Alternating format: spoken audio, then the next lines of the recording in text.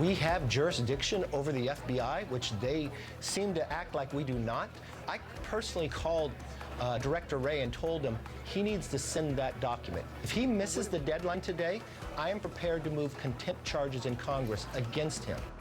Well, he did miss that deadline, and you just heard from House Speaker Kevin McCarthy yesterday on that. Republicans in Congress are escalating their fight with FBI Director Christopher Wray as he refuses to hand over an internal document they say relates to an alleged scheme involving President Biden.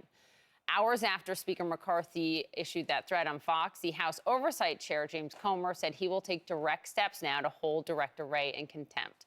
This comes as Republicans continue their attacks on the FBI and the DOJ. Some House Republicans seeking to defund those agencies, alleging they've been weaponized against conservatives.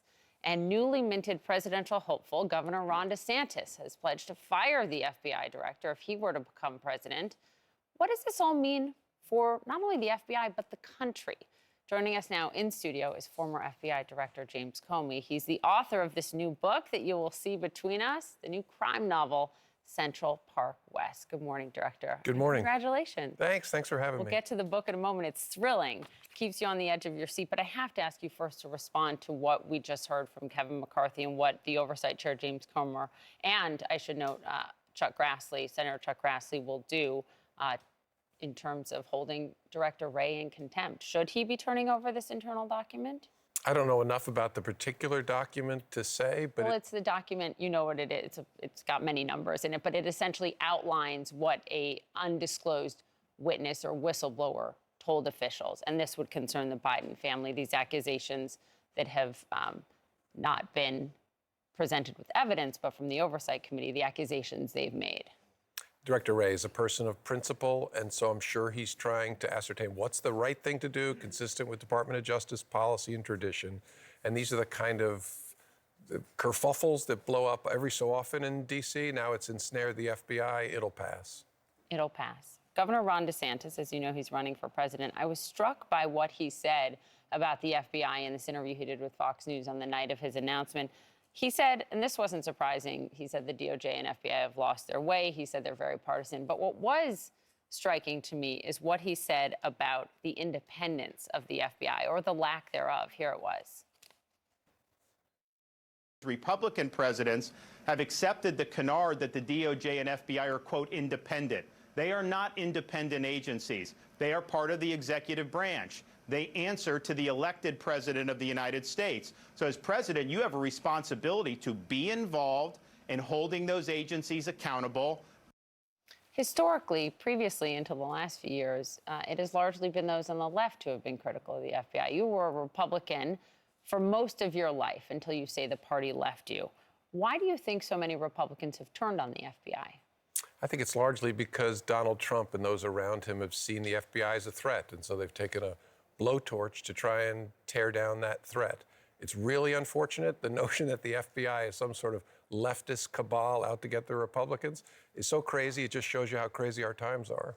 Take a look. I thought that these numbers were really stunning. First of all, there's a Pew Research poll that shows just the divide in terms of Republicans and leaning Republicans. Only 38% now have a favorable view of the FBI. For Democrats, it's 65%. And then you talk about Trump. Look at this decline. Gallup showed that in 2014, 62% of Republicans had a favorable view of the agency. Now it's 29%. What can be done to correct that? And what if it doesn't change? What happens? Well, it will change. The FBI will be fine in the long run. This fever around Donald Trump and the MAGA world will eventually break, but it's become somehow a nutty article of faith that the FBI is out to get Republicans. If you'd asked people 20 years ago whether that would someday be the accusation, they'd say that's nuts. It's nuts, but it will pass. So John Durham released his report, a years-long report, just days ago, and he will testify before the House Judiciary Committee on June 21st. That's 3 weeks from today. This was about, under your purview, the Trump probe vis-a-vis Russia during the 2016 election. His analysis is, and it's different than the Inspector General's analysis, by the way, but his conclusion was the FBI never should have launched a full probe of Trump and Russia. And he said that the FBI used raw, unanalyzed, and uncorroborated intelligence, and essentially a different standard than they used with Hillary Clinton. Do you have any regrets about how you and the team handled that investigation? No. And there's nothing None. new in his report about the FBI. He thinks it ought to have been a prelim investigation and not a full, and the differences would be boring to your listeners and your viewers. He agrees that the FBI had to examine this and open an investigation. But not to the extent it did. And he says that there were different standards used in terms of the probe on Trump and Russia and Hillary Clinton. Yeah. You said on a different network in a recent interview that there are some things you wish you did differently. What are they? Oh, plenty of different things. From small things to large things. In announcements I made, I don't like the way in which I put things in order. I wish I had entered the encryption debate in a different way. When you look back at a career, you can always find things. But I think the FBI had to open that Russia investigation. People forget, Republicans, we weren't investigating Donald Trump. We were trying to find out if anybody in his world was working with the Russians, had to do that investigation and did it in a professional way. What we see now, looking at the Trump probes now, specifically the two federal ones led by the special counsel, Jack Smith, do you expect that the special counsel will recommend charges in either probe? You talked about the Mar-a-Lago documents case as potentially being the most damaging to Trump. Do you expect Jack Smith would recommend charges to the Attorney General? I don't know. He's been doing it like a pro, which means I know very little about it, as do you. And so I don't know. It strikes me the Mar-a-Lago case is the one most likely to result in criminal charges, but we'll have to see. Well, we know very little about it, but some good reporting has told us a bit about it, including the Washington Post last week, as you know, with their reporting that boxes of those classified documents were moved on June 2nd, the day before they knew that FBI officials were coming down to look at the documents. Does that point to obstruction? Maybe. Maybe. I know from having been inside investigations that as good as the reporting is, it can't see what a professional investigation is doing fully, and so we'll just have to wait.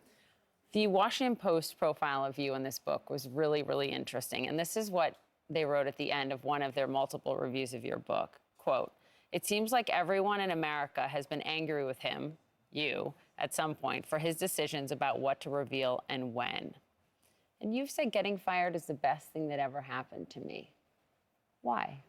Oh, to me personally? Yeah. Because I get to dress in a different way. I get lots of sleep and exercise. But and you had a spend time with my 10-year term. You grandchildren. only got to serve 4 years. Oh, yeah, I grieve not having the opportunity to stay with my full term at the FBI. I think I was answering a question about me personally. Okay. It's harder to be FBI director than to be a crime fiction novelist. What do you make of what the Washington Post wrote, that every American has been angry with you at some point for different reasons? Yeah, I frankly hope it's not fully true, but I've heard a lot of it, and it causes me pain. It does. I wasn't in that business to try and piss people off, but sometimes when you're making decisions, especially in a polarized environment, you can't help but get people upset at you, as Chris Wray, the current director, is discovering. Certainly. He'll be okay in the long run. Someday he'll be dressed in casual clothes and getting a lot of sleep. I told you when I was coming to set, and now we're going to talk about the book, that I never thought I would speak with you in a T-shirt and sneakers. So a much more relaxed life now, and the life you see ahead for yourself as a novelist. This book, you've always loved to write. You contributed to your school's literary magazine, so this has sort of been in your blood for a long time. But the plot of this book, which I said is riveting, is a federal prosecutor here in New York, and it's a girl, maybe slightly a woman based on your own daughter, who is a federal prosecutor. But this is a mob case, and then it's tied with New York City politics and a New York governor. How much of this story is inspired by your work prosecuting the mob and what your daughter is doing? It's a combination. A lot of it is places I've been, cases I did when I was a mob prosecutor. But when I was working on this, my oldest child, my daughter, was on her feet in the same courtroom I prosecuted mobsters in when she was 4 years old, prosecuting Ghislaine Maxwell, Jeffrey Epstein's partner in abusing young girls.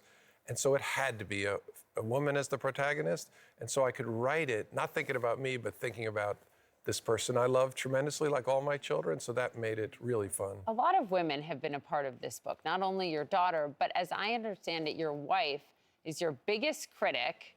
And some of her criticism doesn't come face to face. It comes at night when you're asleep in a Google Doc. Thank God. She's also my biggest fan. I hope she would say. Yeah, she is Constructive criticism. Exactly. Loving and devastating at the same time. But she's my partner, and she tells me the truth when it's good and when it's not so good. And luckily, it's often in the form of a Google Doc comment or suggestion, so I can go through the stages of denial before I accept that she's right. But she helps you come up with the plots, right? Yeah, she's our idea person. She has great story vision. And my job is to write it and then get good feedback from people who love me about whether it's good or not. Next one is already almost done. Yeah, in draft, it's out for loving feedback with family members. Loving feedback always. Director Comey, appreciate you weighing in on the news, your career, and congratulations on your new book. Thank you. It's great to be with you. Good to have you.